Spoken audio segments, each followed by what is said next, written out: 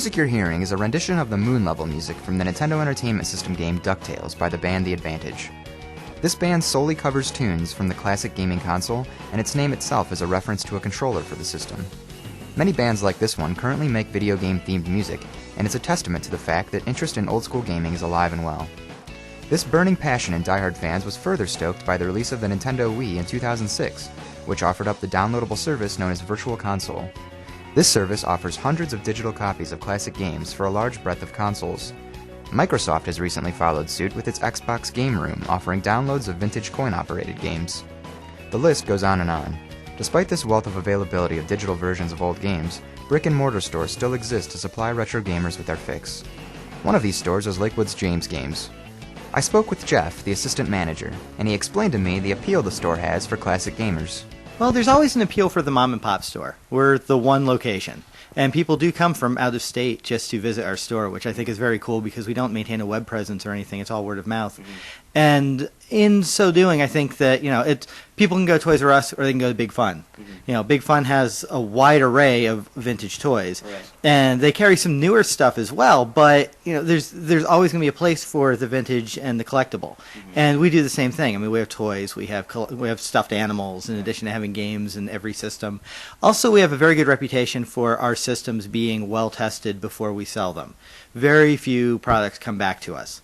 Where sometimes some of our competition has had some problems with their used stuff and people shy away from buying used things from them, but we've got a very good reputation. Another store in the Cleveland area with a reputation for selling classic used games is It's About Games.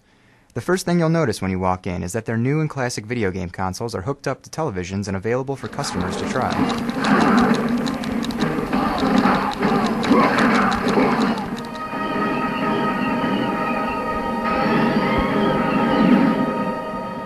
Keith is the assistant to the manager at the store, and he explained what they offer above and beyond the run-of-the-mill GameStops of the world. Well, I think with GameStops, they're all a corporate store, so they're everywhere's got to be the same exact thing. I don't think there's enough. Well, obviously, a lot of the games we deal with that they don't really make anymore. I don't think they deal with Xbox anymore or Game Boy Advance.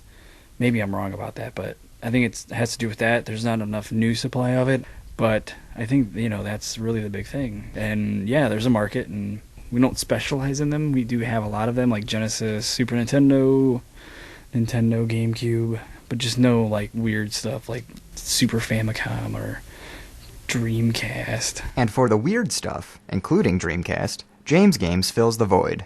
We're always looking for the weird, the strange. The only thing that we have to keep in mind is display space.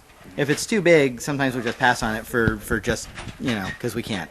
But for the most part, we actually had a Steel Battalion controller here at one point, and we sold that in the game for $100, and the person who bought it was extremely happy. Sure. But I have a mental database of just about anything. When people bring something in, first thing I do is I test it.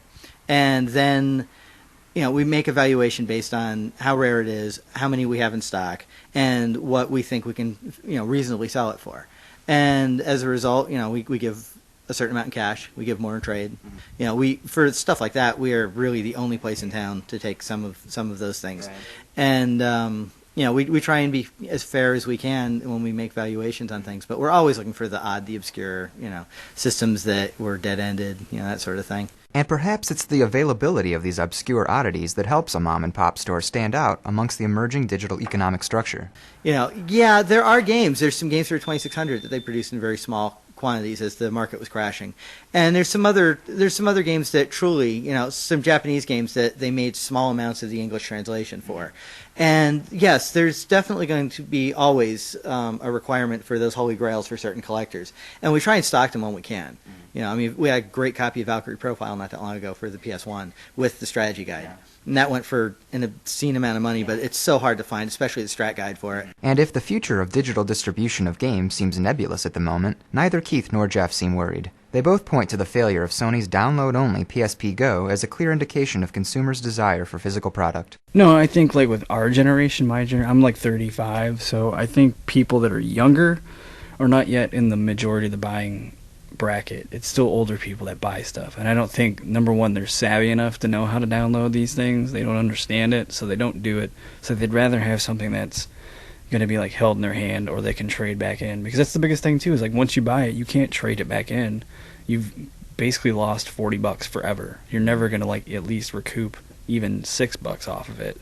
So I think that's got to be a big influence. People want money back for it. How do you trade in a DLC? Like, you'd have to like pretty much give up your account.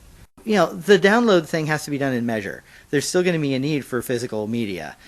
People are still going to want that, and at least in the near future. But going beyond that, I mean, some of our classic systems will start becoming actual antiques, and there are going to be people that are still going to want those, regardless of where else they can get their media from.